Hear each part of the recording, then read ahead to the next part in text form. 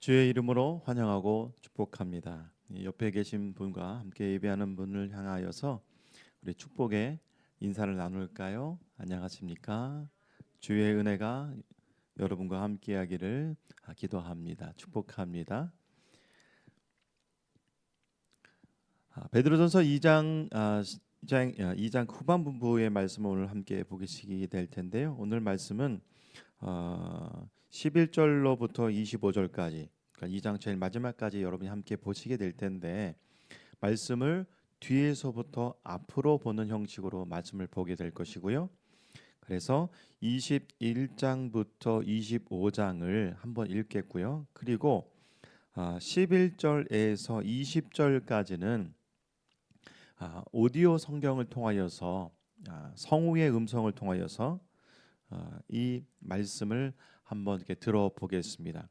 그렇게 하는 이유는 무엇이냐면, 베드로전서에서 고난과 어려움 당하고 있는 흩어진 나그네들에게 지금 주고 있는 메시지는 무엇이냐면, 위로와 권면과 그 가운데서도 하나님을 바라보고 소망을 갖고 살아라 라는 그런 메시지를 갖고 있기 때문에, 어떻게 보면 우리가 때로는 성경을 읽는 것도 참 필요하지만, 잘 녹음되진, 또 충분히 그 전문가적인 분의 그 감정과 그 어감과 감정과 그 메시지가 녹아져 있는 그 오디오 성경을 들어보는 것도 매우 의미가 있을 것 같아서 11절과 20절까지의 말씀은 오디오 성경을 함께 듣기를 원합니다.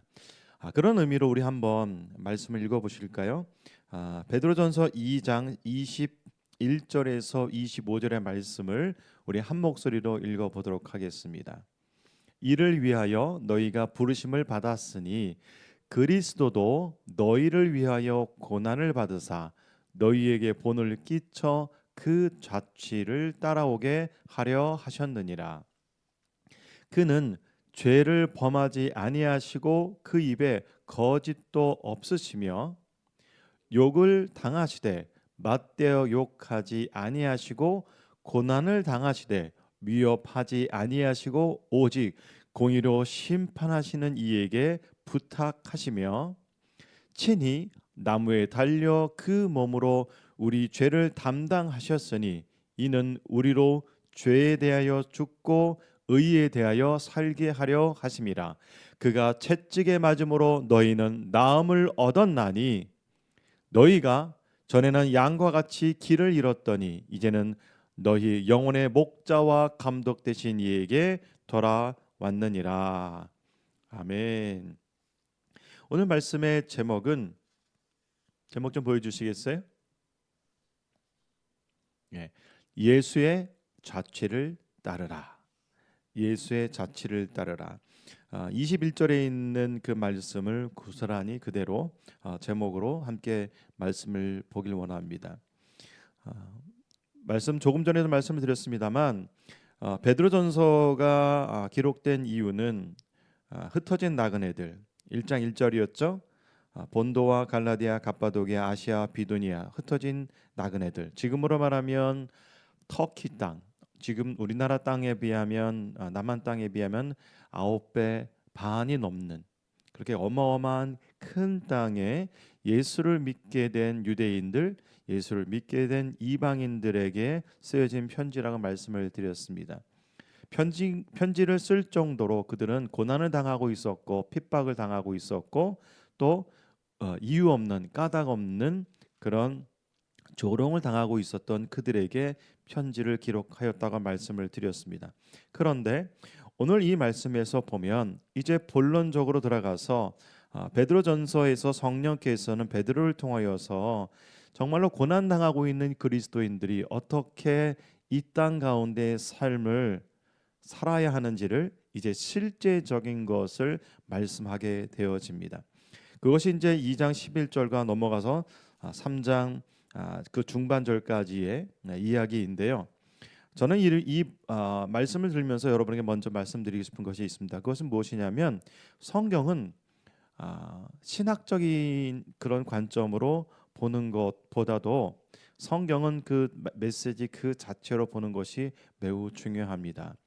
뭐 다르게 표현하면 베드로는 이 어려움과 고난을 당하고 있는 그들에게 신학을 알려주기 위하여서 어려운 말이나 어려운 어떤 그런 단어를 풀어서 설명해 주기 위해서 쓰여진 것이 아니라 그 메시지 자체, 그 편지글 자체를 통하여서 하나님의 음성을 들려주고 있다는 것입니다. 그래서 오늘 이제 여러분께서 보실 이 말씀은 어떻게 보면은 실제적으로 예수를 믿게 된 유대인들이, 예수를 믿게 된 이방인들이 하나님께서 선택한 백성으로서 이 땅의 삶을 어떻게 살아야 하는가, 조금 전에 찬양하였습니다만 삶의 작은 일에도 그 마음을 알기 원하네. 우리 가운데에 내재해 주시는 그 성령님의 인도하심을 따라 어떻게 살 것이냐, 무엇을 따라 살 것인가에 대해서 이제 실천적인 것들, 실제적인 것들, 다르게 표현하면 내가 무엇 해야 되느냐, 내 감정 처리는 어떻게 해야 되느냐, 내가 다른 사람의 관계 속에서는 어떻게 살아가야 하느냐, 내가 한 제국 안에서, 내 민주주의 국가 안에서, 내가 살고 있는 이 땅 가운데 어떠한 정치적 관점과 그런 사주에 따라서 어떻게 살아야 하는가 하는 실제적인 이야기들이 오늘 말씀에 기록되어져 있습니다. 세상은 거룩하지 못한다는 것이 성경의 가르침입니다. 왜냐하면 그들은 예수를 알지 못하기 때문이고 하나님을 알지 못하기 때문입니다. 오늘 이 말씀 가운데서 처음에 나오고 있지만 육체를 따라 살지 말라, 이렇게 말씀하고 있습니다. 이제 우리는 어떻게 살아야 하는지에 대해서 베드로는 21절과 25절에서 여전히 예수 그리스도의 자치를 따르라, 예수 그리스도를 따라 사는 것이 고난과 역경 가운데 살아갈 수 있는 유일한 길이라고 이제 말씀을 증거하고 있습니다. 여러분, 세상을 살면 살수록, 인생을 살면 살수록 어떻게 보면 부정적인 것들이 더 많아지죠. 어릴수록, 젊은 사람일수록, 세상을 아직 경험하지 못해 본 사람일수록 사실은 우리 나이 든 사람들보다 부정적인 것보다 긍정적 에너지가 더 많습니다. 그러나 여러분, 인생을 좀 살아보시면 어떻습니까? 세상은 인식해 보면 인식해 볼수록, 경험해 보면 경험해 볼수록 긍정적인 것보다는 부정적인 것들이 참으로 많습니다. 어떻게 보면 인생을 살게 되면 이 부정적인 요소를 어떻게 잘 회피할 수 있을까? 이 부정적인 요소를 어떻게 하면 극복할 수 있을까라는 삶의 지혜를 배워가는 것이 아닌가, 이렇게 말씀을 드릴 수가 있습니다. 인생을 살아보고 또 나이를 먹어보면은 어떻게 보면은 이 세상이 얼마나 한 전쟁터와 같은지, 개인과 개인의 어떤 미묘한 갈등이 얼마나 심화되어 있는지, 또한 기업과 기업이, 국가가 나라가 얼마나 적대적이고 경쟁적인 치열한 보이지 않는 전투 속에서 살게 되고 있다는 것을 여러 번 깨닫게 되고 있다는 것입니다.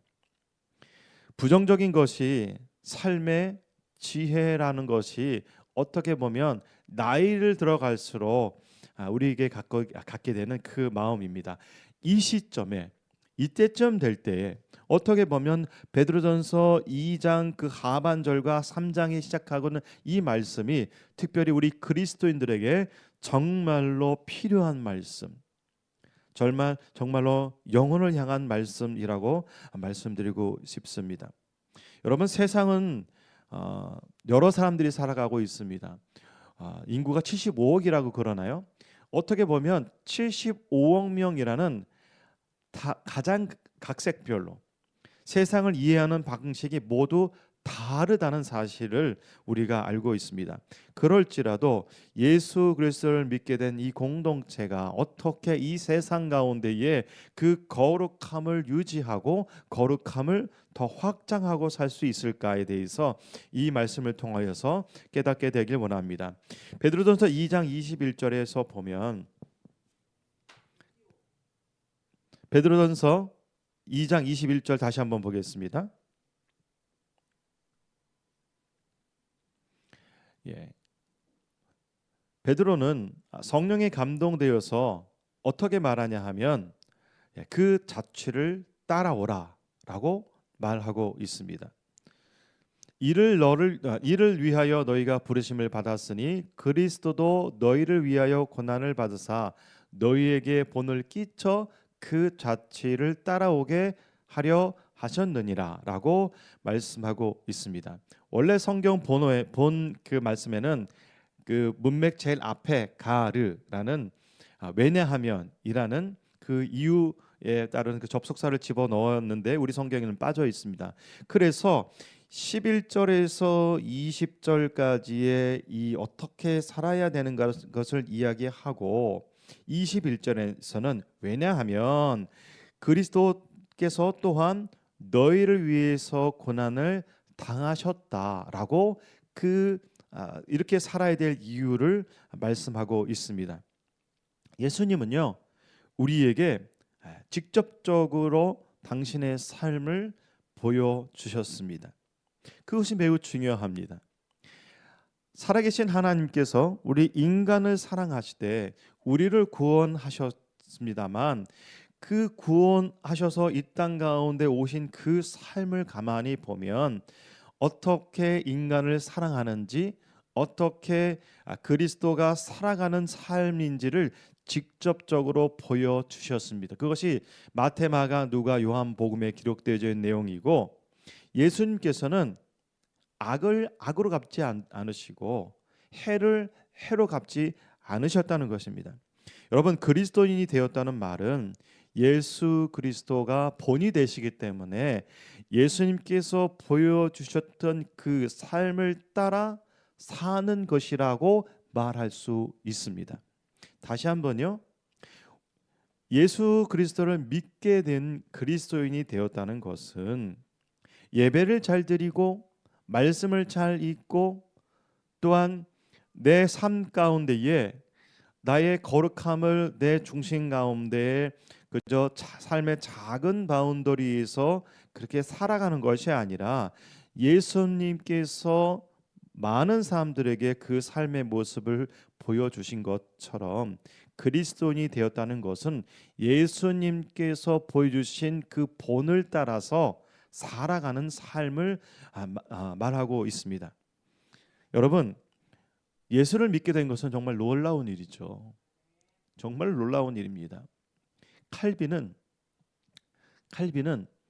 유대인이 예수를 믿게 된 것은 정말로 놀라운 일이다라고 오늘 이 21절과 그 21절의 그 배경 가운데 그는 그렇게 말하고 있습니다. 여러분, 우리는 이방인이어서 예수를 믿게 되었습니다. 하지만 예수에 대해서 부인하고 예수에 대해서 배척하던 그들이 예수를 믿게 된 사건은 어떻게 보면 우리 이방인이 예수를 믿게 된 사건보다 더 큰 놀라운 일입니다. 그래서 칼빈도 그렇게 얘기한 것 같습니다. 여러분, 예수를 믿게 된 것은 놀라운 일이지만 이제 그분의 삶을 따라 사는 것은 저와 여러분의 몫이라는 것입니다. 그것이 베드로전서 2장 21절에서 말씀하고 있는 그 이유입니다. 그래서 밑에 빨간색으로도 제가 기록해 놓았습니다만 그 자취를 따라가는 것입니다. 예수님께서 그 자취를 따라오라고 말씀합니다. 이 자취라는 단어를 찾아보면 사전적으로는 그런 의미가 있습니다. 말과 행동과 삶과 그 태도를 따라가는 것, 그것을 자취라고 그러는데 우리 한글 성경에서는 이 부분을 제가 개인적으로 봤을 때 너무 더 잘 번역해 놓은 것 같아요. 그 자취를 따라가는 것입니다. 그분의 말, 그분의 삶, 그분의 행동, 그분의 사람들을 대하는 방식을 따라가는 것, 그것이 바로 그리스도인이라는 것입니다. 베드로전서 2장 22절에서 보면 그는 죄를 범하지 아니하시고 그 입에 거짓도 없으셨다고 기록하고 있습니다. 그다음 넘기시면 돼요.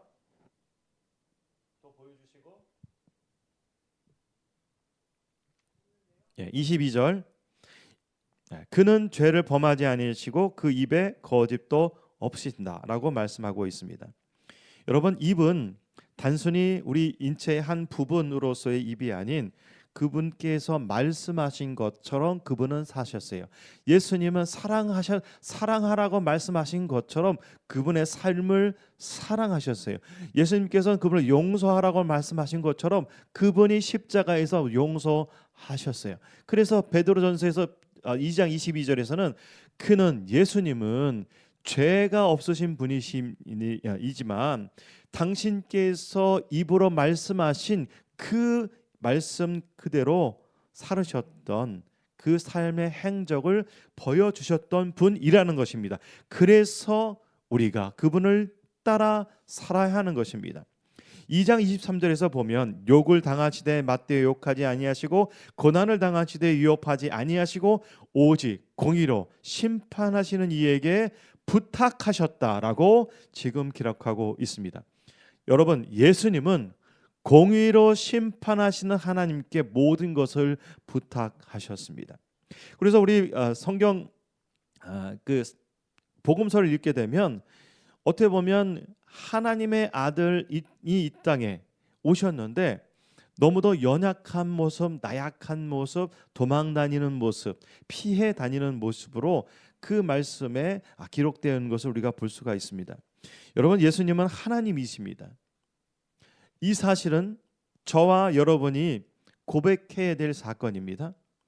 예수님은 하나님이시지만 그분의 모든 삶이 희노애락과 죽음 그리고 부활까지 공의로 심판하시는 하나님께 부탁하셨습니다. 심지어는 십자가상에 매달려서 당신을 모욕하고 당신을 조롱하고 그리고 그렇게 피가 빠져나가고 그리고 물이 빠져나가고 수많은 고통과 어려움과 정신이 혼미한 상태에서도 하나님께 모든 심판을 모든 공의를 부탁하셨다는 것입니다.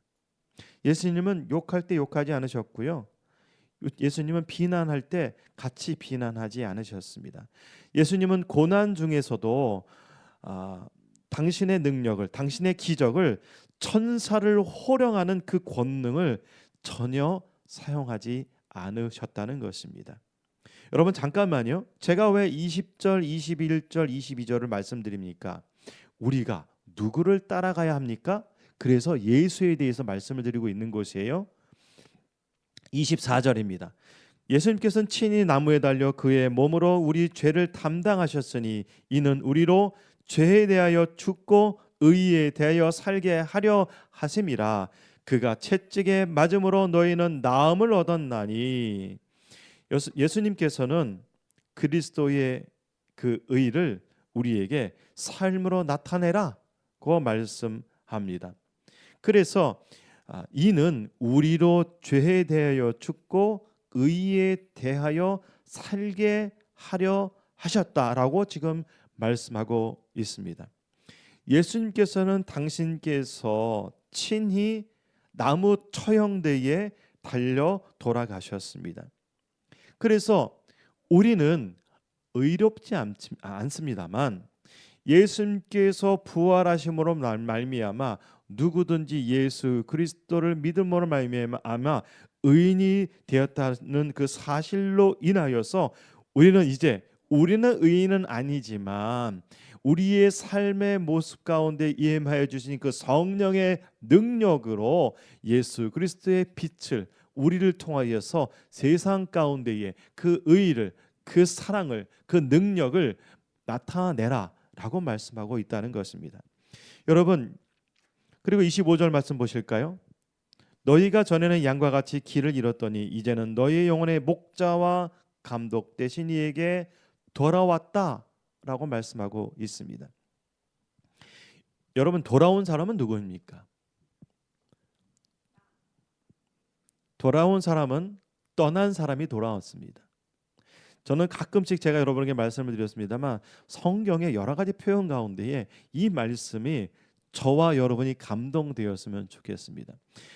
예수님을 몰라서 예수님께 처음 나온 것이 아니라 예수님의 하나님의 마음은 나를 떠났던 너희가 다시 내게로 돌아왔구나 라고 지금 표현하고 있다는 것입니다. 그래서 이 돌아왔다는 것은 그것이 유대인이 됐던 이방인이 되었던 하나님께서 인간을 창조하신 그 창조자께 돌아왔다라고 지금 이렇게 말씀하고 있다는 것입니다. 여러분, 여기서 말씀하고 있는 목자라고 표현하고 있고 감독 대신 이에게 돌아왔다라고 이렇게 표현하고 있습니다. 여러분, 목자는 지팡이의 의미가 있습니다. 보호의 의미가 있습니다. 양육하고 지켜주시고 그리고 늑대와 어떤 다른 이리로부터 보호의 의미를 갖고 있습니다. 그리고 감독은 마치 막대기와 같은 역할입니다. 이 막대기는 어떤 역할을 하나요? 양들에게 인도합니다. 이렇게 가라, 저렇게 가라, 양 무리로 모여라, 그리고 너희들이 마음껏 풀을 뜯어먹고 다시 내게 돌아오라 라는 그런 의미를 갖고 있습니다. 그래서 우리가 예수께 돌아왔다는 것은 참된 주인이 누구인지를 깨닫게 되는 것이고, 감독이 되었다는 것은 이제 하나님의 통치 가운데 살아가야 하는 그러한 백성임을 다시 깨달았다는 것입니다. 이처럼 우리 나그네인들은 이제 이 땅에 살고 있지만 참 목자이신 참 감독 되신 하나님께 돌아온 자들이 되었다는 것입니다. 아멘입니다. 자, 이제 오디오 성경을 통하여서 11절과 20절의 말씀을 들어보겠습니다. 그래서 베드로의 음성은 아니지만 이 말씀을 우리가 들을 때에 얼마나 우리에게 강하게, 때로는 아버지처럼, 때로는 엄하게 말씀하시는지를 함께 들어보도록 하겠습니다. 새 번역 성경으로 들려드리겠습니다. 사랑하는 여러분, 여러분은 이 세상에서 나그네와 같은 사람들입니다. 그러므로 육신이 원하는 악한 일들을 멀리 하시기 바랍니다. 이런 것은 영혼을 대적해 싸우는 것들입니다. 여러분 주위에는 믿지 않는 자들이 많이 있습니다. 그들은 여러분이 잘못 살고 있다고 말할지도 모릅니다.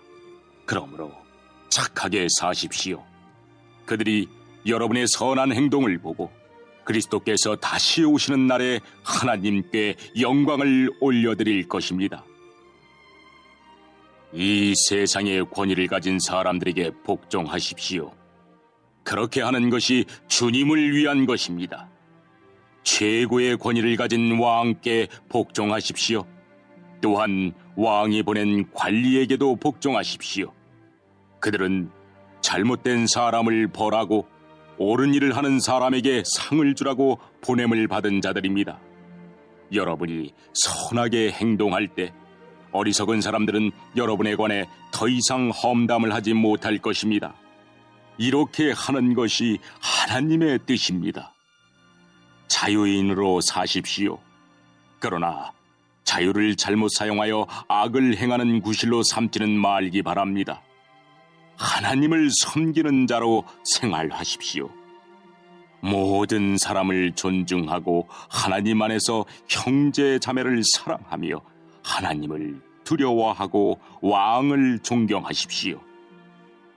하인들이여, 주인을 존경하고 그 권위에 복종하십시오. 선하고 친절한 주인에게만 아니라 악하고 나쁜 주인에게도 복종하십시오. 아무런 잘못이 없는데도 억울하게 벌을 받을 수 있습니다. 그때 하나님을 생각하고 말없이 참는다면 하나님은 그런 그를 기뻐하실 것입니다. 만약 잘못한 일로 벌을 받는다면 그것을 참는다고 칭찬받을 이유가 없는 것입니다. 여러분이 선한 일을 하고 고난을 받을 때 인내할 수 있다면 그것은 하나님 보시기에 참으로 아름다운 일이 됩니다. 네, 예수의 자취를 따르라 라는 제목으로 함께 말씀을 보고 있습니다. 여러분 어떠세요? 11절과 21절의 말씀을 새번역 성경으로 한번 들어보셨습니다. 아마도 이 말씀은 예수를 믿게 된 모든 가정들이 마치 삶의 계명처럼 집집마다 현관이나 아니면 거실에 한번 잘 붙여 놓으면 어떨까 생각이 되어집니다. 왜냐하면 우리가 날마다 해야 할 일들이기 때문입니다. 우리가 날마다 가정 안에서, 학교에서, 직장에서, 공동체 가운데에 해야 할 일들이기 때문에 이 부분들이 어떻게 보면 날마다 우리로 하여금 성령의 능력을 갖고 행동할 행동 지침이기 때문에 어떻게 보면 이렇게 붙여놓는 것도 의미가 있다고 생각이 되어집니다. 예수의 자취를 따르라. 제가 머리 부분은 다 지워놓고 발만 이렇게 그림으로 표현해 보았습니다. 어떻게 보면 제가 여러분에게 드리는 그림 메시지이기도 해요. 여러분 여러 가지 발들이 있습니다. 하지만 그 앞에 누구의 발을 따라가느냐, 누구의 자취를 따라가야 할까요? 예수 그리스도의 자취, 그분의 말, 그분의 행동, 그분의 삶, 그분의 언행을 따라가는 것입니다. 자, 그러면 11절과 20절까지의 말씀을 함께 빠른 시간으로 빠르게 한번 보도록 하겠습니다. 이 말씀을 정리하면 여러분 이렇게 표현할 수가 있습니다. 예수의 자취를 따른다는 것은 육신이 원하는 악한 일을 멀리하라, 선한 행동을 하나님께 영광을 드리라, 권위자에게 복종하라,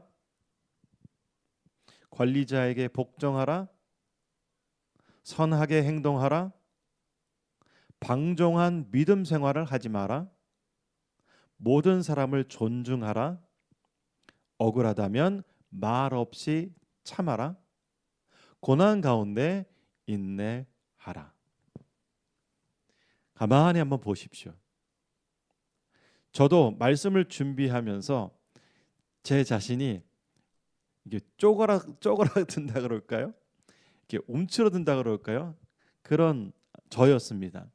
여러분 어떠신가요? 한번 보십시오.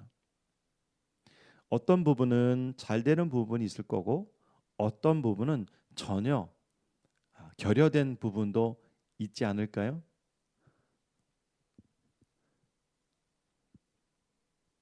모든 사람을 존중하라, 억울하다면 말 없이 참아라. 성경의 가르침입니다. 우리가 이렇게 100% 하지는 못하더라도 우리가 어떠한 목적을 두고 오늘을 어떻게 살아야 하는가를 이렇게 9가지로 정리해 드렸습니다. 이 말씀은 사실 11절과 20절에 있는 말씀을 하나하나 이렇게 모아서 여러분께 보여드렸습니다. 11절 말씀 보실까요? 육신이 원하는 악한 일을 멀리하라. 소리 내어서 읽어보겠습니다. 사랑하는 여러분, 여러분은 이 세상에서 나그네와 같은 사람들입니다. 그러므로 육신이 원하는 악한 일들을 멀리하시기 바랍니다. 이런 것은 영혼을 대적해 싸우는 것들입니다. 누구랑 싸운다고요? 영혼을 대적해 싸우는 것입니다. 그리스도인이 왜 괴로워해야 할까요? 또 그리스도인은 무엇 때문에 내 마음이, 내 영혼이 이렇게 전쟁터와 같은 내 심적 상태로, 내 영혼의 상태로 살아갈 수밖에 없을까요? 어떻게 반어적으로 말씀을 드리면 내 마음 가운데, 내 영혼 가운데 이렇게 영혼이 내 성령께서 세상을 향하여서 대적해 싸우는 이 싸움터 같은 이 마음이 내 마음 가운데 전혀 없다, 인식될 수 없다. 잘 모르겠다. 그러한 경험이 한 번도 없다는 것은 여러분의 삶의 목표와 가치가 그리스도인으로서 어떤 방향성을 놓고 살아가고 있는 그런 큰 지표가 된다는 것입니다. 여러분, 그리스도인이 됐다는 것은 또 다른 내적 갈등이 생겨났다라고 말하는 것과 똑같습니다. 우리 안에는 두 가지 싸움이 늘 있어야 합니다. 그리고 여러분, 이 두 가지 싸움 가운데 언제나 승리할 수는 없습니다만 다시금 승리할 수 있는 그 믿음을 가지시기 바랍니다. 그래서 해답을 주죠. 육신이 원하는 악한 일을 어떻게 하라고요? 멀리하라. 육신이라는 것은 하나님 밖에서 만족을 얻으려 하는 인간의 모든 활동, 모든 세속적인 욕구 혹은 욕망들을 말합니다. 우리가 육신의 몸을 아직도 입고 살지만 우리 가운데에 이런 영적 싸움이 날마다 일어나는 것을 인지하시기 바랍니다. 이 인지 자체가 없다는 것은 여러분의 삶이 예수를 믿고 있지만 그리스도이지만 교회는 다니고 있지만 예수를 믿고 있는 사람이지만 아직도 여전히 육신이 원하는 세상과 버타고 살고 있는 살아가는 방식을 취하고 있다는 것이라는 것입니다. 두 번째입니다. 읽어보실까요? 여러분 주위에는 믿지 않는 자들이 많이 있습니다. 그들은 여러분이 잘못 살고 있다고 말할지도 모릅니다. 그러므로 착하게 사십시오. 그들이 여러분의 선한 행동을 보고 그리스도께서 다시 오시는 날에 하나님께 영광을 올려드릴 것입니다. 여러분, 선하게 살으래요. 착하게 살으라고 지금 명령하고 있습니다. 언제까지요? 예수께서 다시 재림하는 그날까지 그렇게 살아라 라고 지금 말씀하고 있습니다. 이 편지를 쓴 베드로도 주님께서 오시는 영광의 날을 보지 못하였지만 그렇게 살았고요. 그리고 이 편지를 받은 흩어진 나그네 사람들도 그렇게 살았을 것이고 그리고 그렇게 생을 마감하였습니다. 그래서 여러분, 우리가 이 땅 가운데 왜 착하게 살아야 하냐? 12절 그 앞에서 이렇게 말하고 있죠. 여러분 주위에는 믿지 않는 자들이 많이 있습니다. 우리 삶 주변에도 얼마나 믿지 않는 사람들이 많습니까? 그래서 우리의 선행을 통하여서 우리가 살아가는 그 모습을 통하여서 예수 그리스도의 자취를 따라가는 그 삶을 보여줌으로 인하여서 하나님께 영광을 돌려라. 즉 삶으로 영광을 돌려라 라고 지금 말씀하고 있습니다. 여러분, 우리가 지금 다시 한번 말씀드립니다만 이 베드로 전서를 쓰게 된 이유가 뭐였습니까? 고난과 핍박과 어려움과 이유 없는 그 비방을 받고 있는 그들에게 성령께서는 오히려 더 거룩하게 살라, 더 아름답고 착하게 살아가는 그 모습을 통하여서 그 고난을 극복하라. 아니 오히려 그것을 너의 삶을 통하여서 하나님께 영광을 올려드리라. 지금 말씀하고 있습니다. 여러분, 우리가 갖고 있는 생각과 가치관은요, 성경은 때로는 전혀 다르게 말씀하실 수 있습니다. 이 말씀을 읽으면서 이거 될까? 이거 할 수 있는 거야? 라는 그런 생각이 들 수 있는지 모르겠습니다만 우리가 갖고 있는 삶의 배경, 삶을 이해하는 것, 삶을 풀어가는 방식, 그런 어떤 삶의 가치관 모두를 이제 그리스도의 것으로, 성령의 것으로, 성경적인 것들로 가득 채우는 이 시간이 되길 원합니다. 우리는 이 시대에 예수를 알지 못하는 그 사람들의 틈바구니 속에서 살고 있습니다. 이것이 실제 상황이죠. 오늘 예배드리고 있습니다만 예배를 드리고 나가는 우리 모든 삶의 모든 요소들 가운데에는 오늘 12절에서 말씀하시는 상황과 똑같습니다. 우리 주변에는 믿지 않는 사람들이 많습니다. 그러나 그들이 우리가 예수 믿는 것 때문에 그들이 우리를 때로는 힐난할 그런 상황이 올지라도, 그럼에도 불구하고, 그럴지라도, 그렇기 때문에 착하게 사는 저와 여러분이 되길 원합니다. 13절 말씀 보겠습니다. 13절과 14절은 이제 국가에 대해서, 나라에 대해서, 제국주의에 대해서 어떻게 살 것인가에 대해서 말씀을 드리고 있습니다. 한번 읽어볼까요? 13절의 말씀. 이 세상의 권위를 가진 사람들에게 복종하십시오. 그렇게 하는 것이 주님을 위한 것입니다. 최고의 권위를 가진 왕께 복종하십시오 라고 말하고 있고요.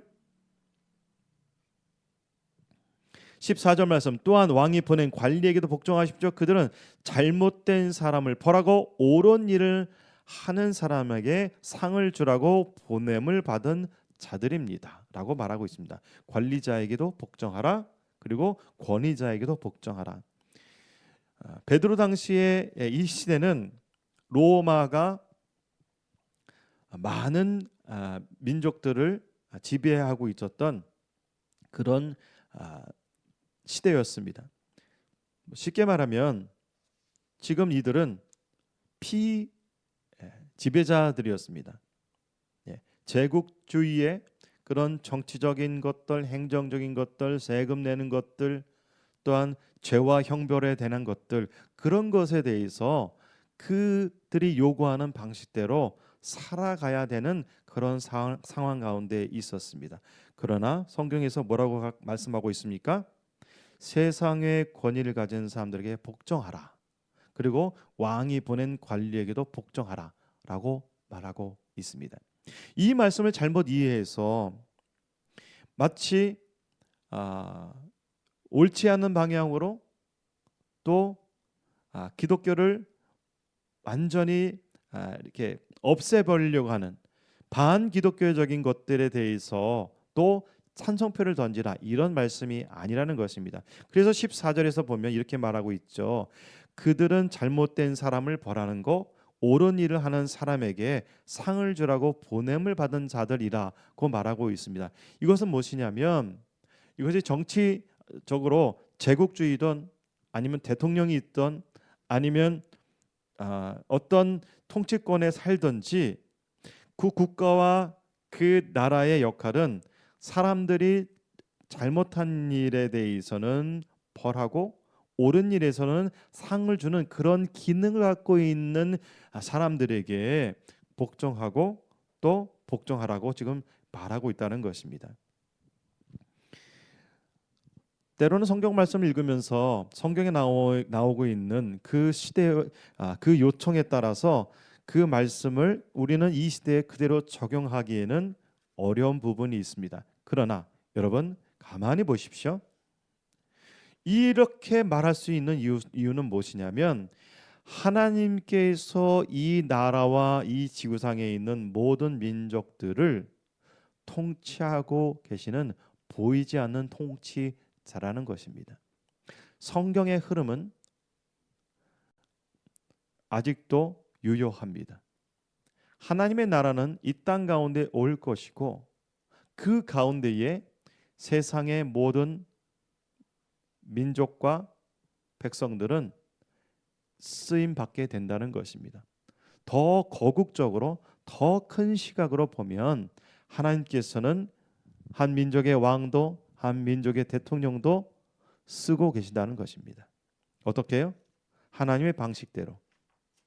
그래서 복종하고 우리는 세금 납세의 의무를 비롯한 국방의 의미도 다 해야 한다는 것입니다. 16절 보겠습니다. 자유인으로 사십시오. 그러니 자유를 잘못하여 악을 행하는 구실로 삼지는 말기를 바랍니다.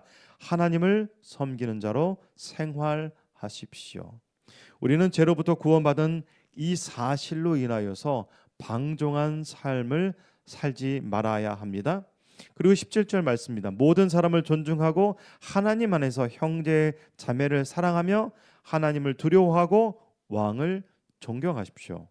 즉 모든 사람을 존중하라라고 말하고 있습니다.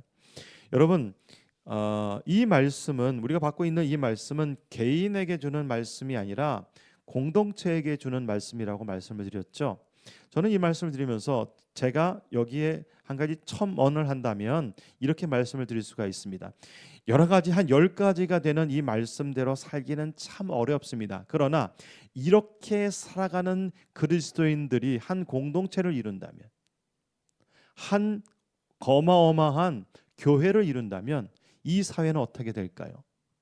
지금 그 말씀을 하고 있다는 것입니다. 즉, 한 개인 한 개인이 세상 속에서 살아가지만 이렇게 예수 그리스도를 믿는 그 믿는 사람들이 세상 가운데에 존중하고 사랑하고 또 섬기고 그렇게 살아갈 때에 그렇게 살아가는 그런 삶의 모습을 통하여서 우리 전체 예수 믿는 모든 사람들의 공동체에 큰 파워가 생긴다고 저는 말씀을 드리고 있습니다. 18절 말씀 볼까요? 하인들이여 주인을 존경하고 그 위에 그 권위에 복종하십시오. 선하고 친절한 주인에게만 아니라 악하고 나쁜 주인에게도 복종하십시오. 이거 쉬울까요? 성경은 어떻게 보면 노예 제도를 옹호하거나 아니면 노예 제도를 부활하는 것에 대해서 지금 말씀하고 있지 않고 이 글을 쓰고 있는 이 시대에도 예수를 믿게 된 종들이 그 예수를 믿지 않는 그 주인에게 어떻게 대해야 하느냐를 지금 말씀하고 있습니다. 그래서 19절에 보면 아무런 잘못이 없는데도 억울하게 벌을 받을 수도 있습니다. 그때 하나님을 생각하고 참는다면 하나님은 그런 그를 기뻐하실 것이라고 말씀하고 있습니다. 여러분, 처음에 서두에도 말씀을 드렸습니다만 이 말씀들은 정말로 우리가 받기에, 우리가 삶으로 표현하고 살아내기에 참으로 힘든 말씀입니다만 그럼에도 우리 이렇게 살아갑시다. 억울하지만 참으시길 바랍니다. 우리의 그 삶을 통하여서 하나님께서 그를 그렇게 하는 사람을 기뻐 받아 주실 것입니다. 마지막입니다. 고난 가운데 인내하라. 20절 말씀. 만약 잘못한 일로 벌을 받는다면 그것을 참는다고 칭찬을 받을 이유가 없는 것입니다. 여러분은 선한 일을 하고 고난을 받을 때 인내할 수 있다면 그것은 하나님 보시기에 참으로 아름다운 일이 됩니다. 자, 그래서 이렇게 살아가야 될 이유가 뭐라고요? 21절 말씀 한 번 더 보여주시겠습니까? 소리 내어 읽어볼까요? 21절의 말씀. 이를 위하여 너희가 부르심을 받았으니 그리스도 너희를 위하여 고난을 받으사 너희에게 본을 끼쳐 그 자취를 따라오게 하려 하셨느니라. 아멘.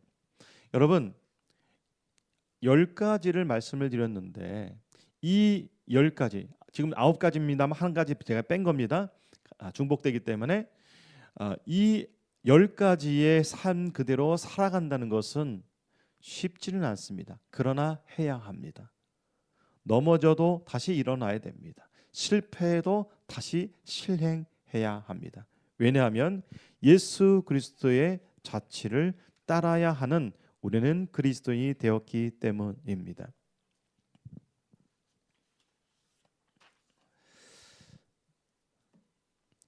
세상 사람들은 우리를 그냥 사람으로 보지 않고 그냥 친구로 보기지도 않고 때로는 저 사람은 그리스도인이야, 저 사람은 교회 다니는 사람이야 라는 시각들을 여전히 2000년이 지난 이 시대에도 동일하게 우리를 보고 있습니다. 여러분, 우리의 삶을 통하여서 그리스도의 그 삶의 향기를 드러냅시다. 우리의 살아가는 그 방식을 통하여서도 그 예수께서 보여주셨던 그분의 삶과 언행과 그분의 섬김을 우리도 이 땅에 그리스도의 제자가 되어서 살아냅시다. 오늘 주신 말씀은 매우 어렵고 힘든 말씀입니다만 우리는 해야 합니다. 그렇게 할 때에 우리는 그리스도인이 되었다는 것입니다. 기도하시겠습니다. 살아계신 아버지 하나님, 저마다 삶을 살아가는 방식이 다르고 표현하는 표현 방식도 다르고 또한 이해하는 방법과 또한 문제를 해결하는 방식이 모두 다릅니다. 하지만 우리 그리스도인들은 예수 그리스도를 따라가는 그의 그러한 삶의 방식을 따라 살 수 있도록 성령님이여 오늘도 힘을 주시옵소서, 내일도 힘을 주시옵소서.